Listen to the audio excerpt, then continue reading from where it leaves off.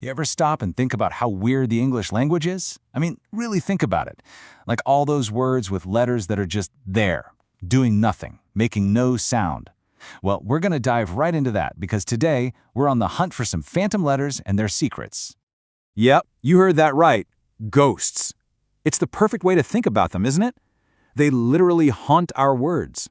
You can see them, plain as day, but you can't hear them. Think about night or doubt. They're right there, but totally silent. So, why? I mean, that's the big question, right? Are these just typos from 1,000 years ago that nobody bothered to fix? Or is there something deeper, some hidden logic to it all? Well, stick around because that's exactly the puzzle we're going to piece together today. All right, so before we go any further, let's get on the same page. We've got to properly identify these quiet culprits.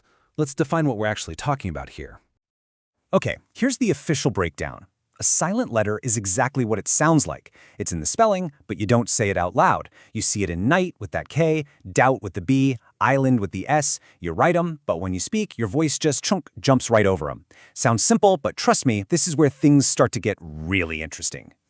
And this is maybe the most important thing to get right off the bat. These are not mistakes. I repeat, not spelling errors. The best way to think about them is as fossils. Yeah, fossils embedded right inside our words. They're little relics, tiny fragments of a much, much older language. So if they're not mistakes, that means there has to be some kind of logic to them, right? Some hidden system? You bet there is. Let's start cracking the code and see if we can find the patterns hidden in all that silence. And you know what? There's totally a method to the madness. Just look at this. That silent K you see before an N in words like knife or no, that's a leftover from an old CN sound where people actually pronounced both letters. And what about that GH in night or high? That used to be this rough, throaty sound, kind of like the cha you hear in the Scottish word loch.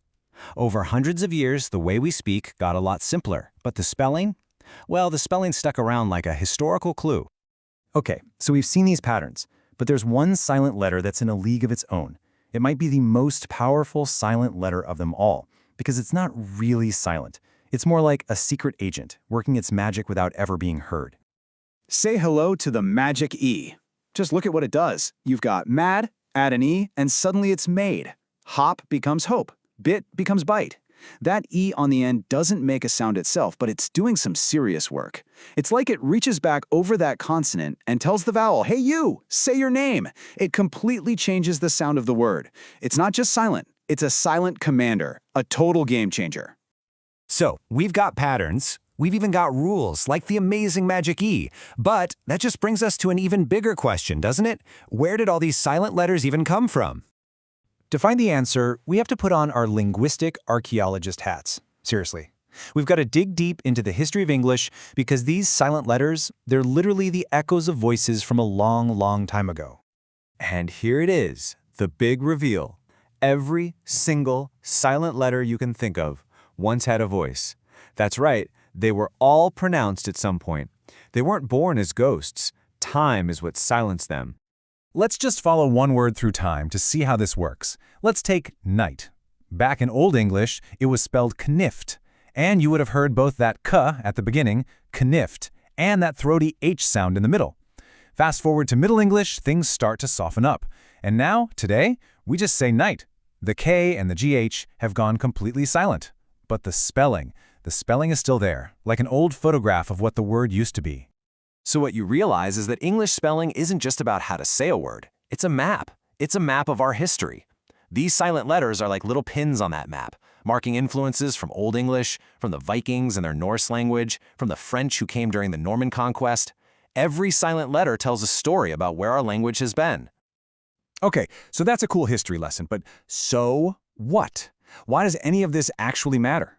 Well, it might feel like just a fun fact, but when you understand these ghosts, it completely changes how you see the words you read and write every single day. It gives you a whole new level of appreciation for them. Here's what it all boils down to. These silent letters prove that English isn't just about sounds. It's about culture. It's about history. They show us there's a hidden logic behind all that crazy spelling. And I think this is the coolest part. They connect us, you and me, right now, directly to the voices of people who lived hundreds of years ago. It's a reminder to slow down, to look closer, and to realize that sometimes meaning is hiding just beneath the surface.